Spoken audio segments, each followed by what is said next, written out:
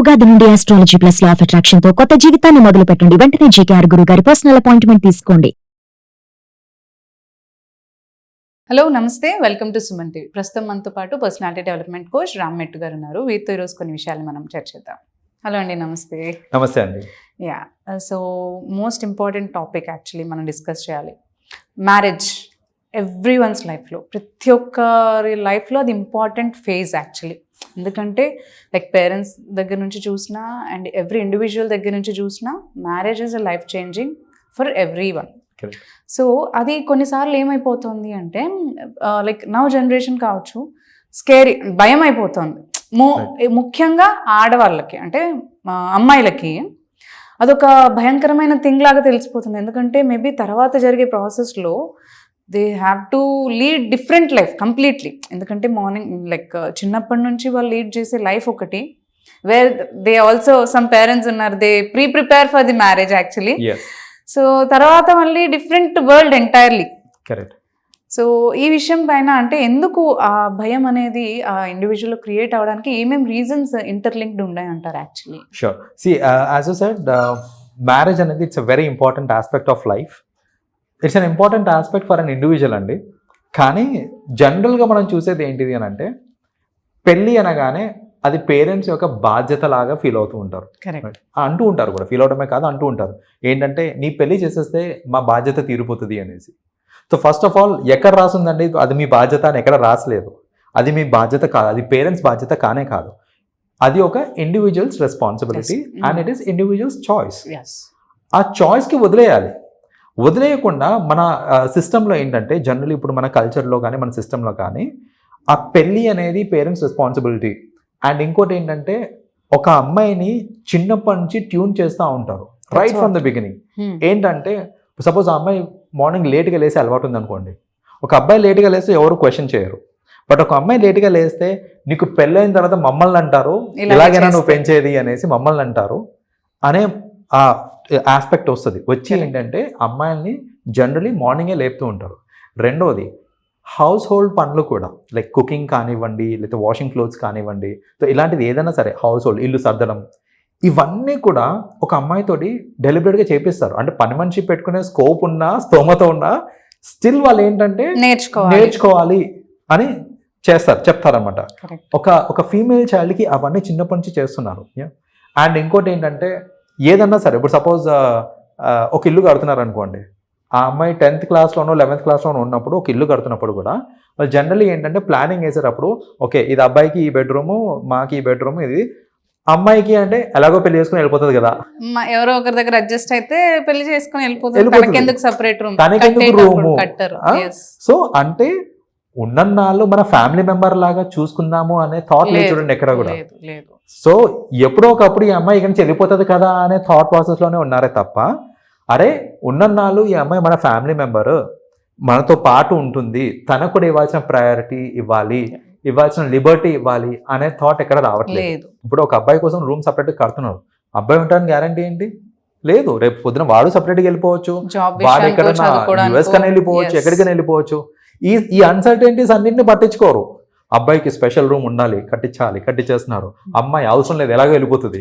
So ఈ disparity ఏదైతే ఉందో దానివల్ల బేసిక్గా ఏమవుతుంది అంటే, తెలియకుండా ఒక అమ్మాయి చిన్నప్పటి నుంచి వాళ్ళ ఫ్యామిలీతోని ఒక డిస్కనెక్ట్ అనేది క్రియేట్ అవుతా ఉంటుంది.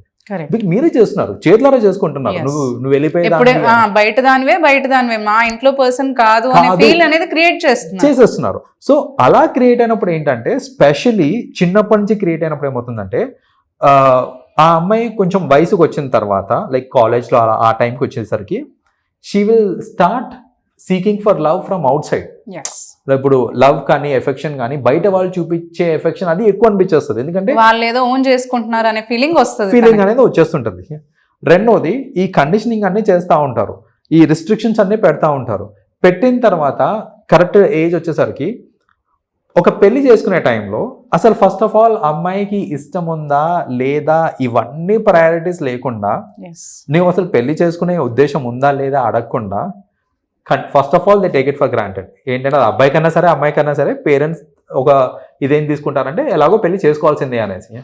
నేను పెళ్లి చేసుకోను అన్నారంటే రచ్చ స్టార్ట్, రైట్? సో ఏంటంటే జనాలు ఏమంటారు, జనాలు ఏమనుకుంటారు, అయితే నలుగురు అడుగుతున్నారు నీకు ఇంకా పెళ్లి కాలేదు, నేను ఏం చెప్పాలి వాళ్ళకి. సో పద్దాకా మీరు ఈ నలుగురు కోసం ఆలోచించి పెళ్లి చేస్తున్నారే తప్ప పెళ్లి చేస్తే పిల్లలు సుఖంగా ఉంటారా లేదా ఇది వాళ్ళు ఆలోచించట్లేదు. యాజ్ యూ సెడ్ ఫస్ట్ నుంచి నలుగురు అడుగుతున్నారనే పిల్లలు కనాలి, ఎందుకు పిల్లలు లేరని అంటారని. మళ్ళీ దాని తర్వాత వీళ్ళు చెప్పారని వాళ్ళు మంచి చదువుకుంటున్నారు, మీరు ఇదే చేయాలి, ఈ కోర్సే చదవాలి, ఇలాగే ఉండాలి, ఈ కాలేజ్కి వెళ్ళాలి. సో మీరు అన్నట్టు పెళ్లి విషయంలో కూడా సేమ్ థింగ్, మీరు చేసుకోకపోతే నలుగురు ఏమనుకుంటారు. అదే సో అన్ని మెయిన్ స్ట్రీమ్ ప్రాసెస్ ఏంటంటే పెళ్లి ఫస్ట్ అయిపోవాలి, సో ఏజ్ కల్లా పెళ్లి అయిపోవాలి. సో నేను పెళ్లి చేసుకుంటా, నాకు ఇంకా టైం కావాలి. See this is also positive. ఏంటంటే నేను పెళ్లి చేసుకోని అనట్లేదు, నాకు కెరియర్ సెటిల్మెంట్కో లేకపోతే వాట్ ఎవర్ రీజన్స్కి నాకు ఇంకా కొంచెం టైం కావాలి, టైం ఇవ్వండి అని అడిగినా కూడా ఇవ్వలేని పరిస్థితి మోస్ట్ పేరెంట్స్ది. ఎందుకు అని అంటే ఏజ్. ఇప్పుడు అందరూ ఏంటి, అబ్బాయి అయితే 27-28 కల్లా పెళ్లి చేసేసుకోవాలి, అమ్మాయి అయితే 23-24 కల్లా పెళ్లి చేసేసుకోవాలి. ఈ ఏజ్ దాటంగానే ప్రెషర్ స్టార్ట్ అవుతుంది.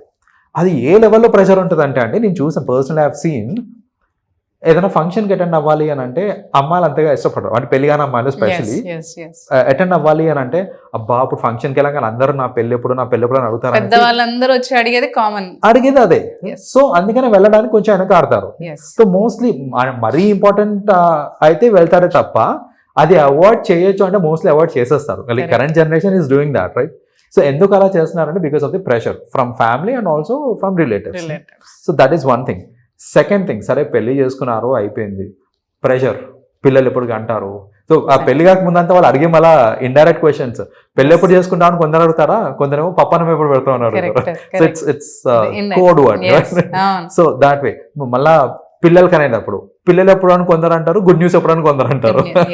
So this is another code word. So ఎప్పటిదాకా ఈ ప్రెషర్ అనేది పెడతా ఉంటారు తప్ప అసలు వాళ్ళ రిలేషన్షిప్ డెవలప్ కావడానికి టైం ఇస్తున్నామా, వాళ్ళకి ప్రైవసీ ఇస్తున్నామా, వాళ్ళ చాయిస్కి మనము ఇది ఇస్తున్నాం, మన రెస్పెక్ట్ చేస్తున్నామా లేదా, ఇవన్నీ చూడకుండా మోస్ట్ ఇంపార్టెంట్లీ అసలు తన ఐడెంటిటీ తన క్రియేట్ చేసుకోవడానికి అసలు తన ఏంటి అనేది తనకు తెలియట్లేదు. దట్స్ వాట్ ఈస్ హ్యాపెనింగ్ అండి. ఇప్పుడు చూడండి, చిన్నప్పటి నుంచి నువ్వు you don't belong to this place అనేసి పెంచుతున్నారు అమ్మాయిని.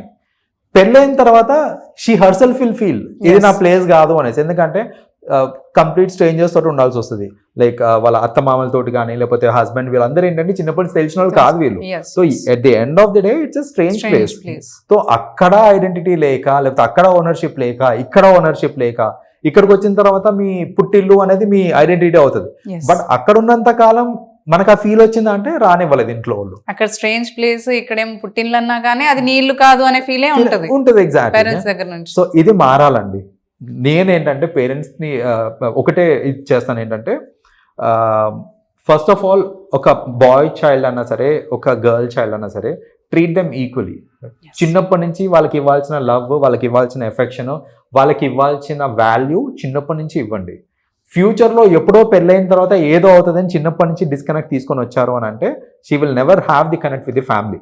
రేపు పొద్దున ఆమెకి ఏదైనా ప్రాబ్లం వచ్చినా చెప్పుకోవాలన్నా ఆలోచిస్తుంది, సాల్వ్ అవ్వదు బికాజ్ చిన్నప్పటి నుంచి చూస్తూనే ఉన్నాం కదా, సో సాల్వ్ కాదు అనే ఒక థాట్ ప్రాసెస్లోనే ఉంటుంది తప్ప నిజంగా మా వాళ్ళు వీళ్ళు నాకు హెల్ప్ చేస్తారు అనే ఈ నమ్మకం కూడా రాదు. సో ఇలాంటివి లేకుండా మ్యారేజ్ అనేది వాళ్ళకు వదిలేయండి, వాళ్ళకి ఇష్టమైన వాళ్ళని వాళ్ళు చేసుకుంటారు. మీకు ఏదైనా చెప్పేది ఉంటే చెప్పండి, సజెషన్స్ ఏమైనా ఉంటే ఇవ్వండి, వాళ్ళకి కావాల్సిన టైం వాళ్ళకి ఇవ్వండి. Only when they are ready they will get married. ఇప్పుడు చాలా మంది ఈ మ్యారేజ్కి ఐఎమ్ నాట్ రెడీ ఎట్ అయినా కూడా పెళ్లి చేసేస్తూ ఉంటారు కదా. సో చాలా మంది ఏంటంటే డివోర్స్ డివోర్స్ రేట్ పెరిగిపోతుంది, అసలు ఎందుకు డివోర్స్ పెరుగుతుంది అని అంటారు కదా. డివోర్స్ కి మూల కారణం ఏంటి అని ఆలోచిస్తూ ఉంటారు కదా. డివోర్స్ కి మూల కారణం మ్యారేజ్ అనండి. ఇప్పుడు నువ్వు మ్యారేజే మూల కారణం.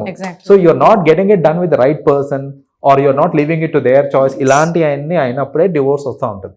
అలా కాకుండా వాళ్ళ చాయిస్కి వాళ్ళ టైంకి వదిలేశారనుకోండి, డెఫినెట్లీ రిలేషన్షిప్స్ ఏర్పడినప్పుడు ఇంకా బెటర్గా ఉంటాయి మనకి. సో పేరెంట్స్ ఇది దృష్టిలో పెట్టుకొని కొంచెం మారితే బాగుంటుంది. Exactly. Yeah, thank you so much for sharing your views. Thank you.